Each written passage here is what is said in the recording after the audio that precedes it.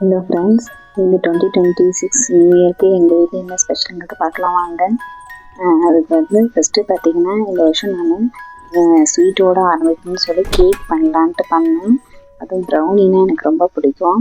So அதனால் brownie பண்ணலான்னு double boil மெத்தடில் வந்து ஃபஸ்ட்டு பட்டர் 100 கிராம் பட்டர் எடுத்துக்கிட்டு அன்சால்டட் பட்டர் எடுத்துக்கோங்க. அதை வந்து நல்ல சிம்மில் வச்சு உருகிட்டு அந்த ஹீட்லேயே உருகணும். அந்த மாதிரி தான், அடுப்பு ரொம்ப ஃபுல்லில் இருக்கக்கூடாது. அதுக்கப்புறம் பார்த்தீங்கன்னா ஒரு 100 gram dark சாக்லேட்டுங்க.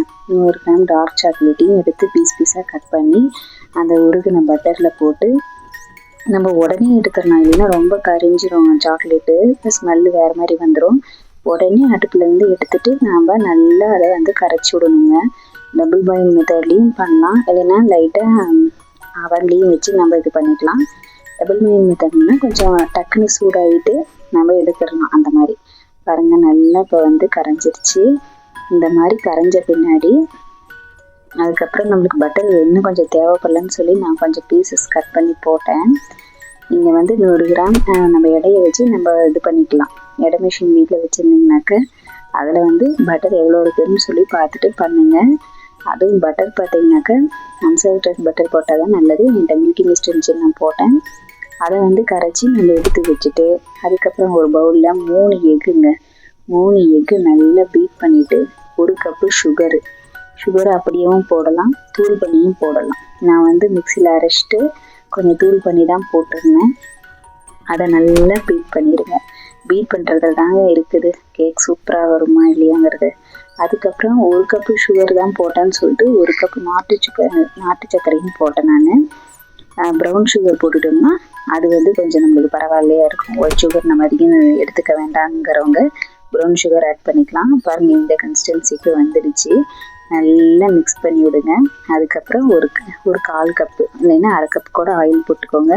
Vanilla extract 1 spoon ஊற்றுங்க. இதெல்லாம் போட்டு நல்லா மிக்ஸ் பண்ணிவிட்டு மைதா மாவு 1 கப்புங்க, கொக்கோ பவுட்ரு 1 கப்பு, அவ்வளோதாங்க. இதை மட்டும் நல்லா சலிச்சு தாங்க போடணும். அப்போ தான் வந்து சலிக்காமல் போட்டாக்க அந்த திரியாக இருக்கும், உருண்டையாக இருக்கிறதெல்லாம் இதாகும்.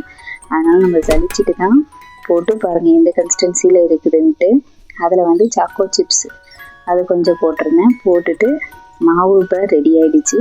நம்ம ட்ரேயில் வந்து பட்டர் தடவிட்டு பட்டர் ஷீட்டை போட்டுட்டு இனிமேல் நம்ம ரெடி பண்ணி வச்சுருந்த கேக் மாவை வந்து ட்ரேயில் ஊற்றிட வேண்டியது தாங்க, அவ்வளோதாங்க. அப்புறம் அதை நல்லா தட்டி விடணும், ஏர் பபிள்ஸ்லாம் வெளியில் வரணும்.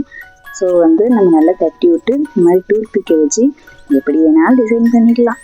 நான் வந்து டிசைனாக கை கடிச்ச மாதிரிலாம் இது பண்ணிவிட்டேன். அதுக்கு மேலே பார்த்தீங்கன்னா டெக்கரேஷனுக்கும் கொஞ்சம் போட்டிருந்தேன்.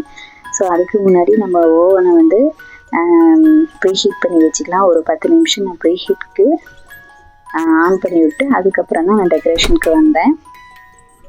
பார்த்தீங்கன்னா டெக்கரேஷனுக்கு டார்க் சாக்லேட்டு எக்ஸ்ட்ரா இருந்துச்சு. ஸோ அதை வந்து ஒவ்வொரு பீசஸாக நான் கட் பண்ணி டெக்கரேட் பண்ணி விட்டுட்டேன். அதுக்கப்புறம் சாக்கோ சிப்ஸும் கொஞ்சம் போட்டிருந்தேன். அதுக்கப்புறம் பாதாம் குட்டி குட்டியாக சாப் பண்ணி அதுவும் கொஞ்சம் போட்டேன். இதெல்லாம் மேலே நம்ம ஆப்ஷனல் தான் டெக்கரேஷனுக்கு. நீங்கள் வந்து அப்படியும் செய்யலாம், இல்லை இந்த மாதிரி டெக்கரேட் பண்ணி செய்யலாம். பாருங்கள், 3 வெரைட்டியாக போட்டிருக்கேன். சாக்கோ சிப்ஸும் போட்டிருக்கேன், சாக்லேட் பீசஸ் போட்டிருக்கேன், பாதாம் போட்டிருக்கேன். அவ்வளோதாங்க. இனிமேல் நம்ம கேக்கை வந்து அவனில் வைக்க வேண்டியது தான். பாருங்கள், அவன் ரெடியாக இருக்குது. அவனை வந்து நம்ம பார்த்து தான் ஹேண்டில் பண்ணோம். உள்ளே வச்சுட்டு நம்ம வந்து 30 மினிட்ஸ்க்கு நான் வச்சுருந்தேங்க. 30 மினிட்ஸ் போதும் நம்மளுக்கு வேகிறதுக்கு. ஸோ கேக்கு வேகிறதுக்கு 30 மினிட்ஸ் போதும். நான் 30 மினிட்ஸ் தான் வச்சுருந்தேன். 175 செல்சியஸ்க்கு வச்சுருந்தேன் நான் டெம்பரேச்சருக்கு. பாருங்கள், அப்படியே உப்பி எப்படி மழை வெடித்து வர மாதிரி இருந்துச்சு. கேக்கவே தான் நாங்கள் பார்த்துட்ருந்தோம் நைட்டு ஃபுல்லாக. கரெக்டாக 11:45க்கு கேக் ரெடி ஆகிடுச்சுங்க. கரெக்டாக 12க்கு நாங்கள் கேக் வெட்டிட்டோம் அன்னைக்கு. Happy new year friends. எல்லாருக்கும் இந்த வருஷம் வந்து நல்லதே நடக்கணும்னு நான் வேண்டிக்கிறேன், ஓகேங்களா? பாருங்கள், டூத் பிக்கில் குத்தி பார்த்தா கேக்கு வந்து ஒரு இதுவும் ஒட்டாமல் வந்துருந்துச்சு.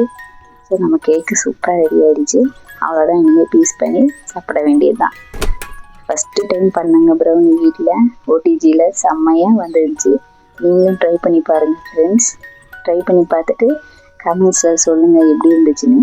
சப்ஸ்கிரைப் பண்ணுங்கள், நான் ஷார்ட்ஸாகவும் போட்டு வர்றேன், ஓகேங்களா? இது வந்து ஃபுல் வீடியோவாக இருக்கும். நான் ஷார்ட்ஸ்லேயும் போட்டு விட்றேன். இது வந்து ஷார்ட்ஸாக போட்டால் ஸ்பீடாக வருதுன்னு சொல்லி ஃபுல் வீடியோ கேட்குறாங்க. ஸோ அவங்களுக்காக தான் இந்த ஃபுல் வீடியோ போட்டேன். பாருங்கள் எவ்வளோ ஸ்பாஞ்சியாக இருக்குதுன்னு சொல்லிட்டு. சூப்பராக இருந்துச்சுங்க. Happy new year to all my friends.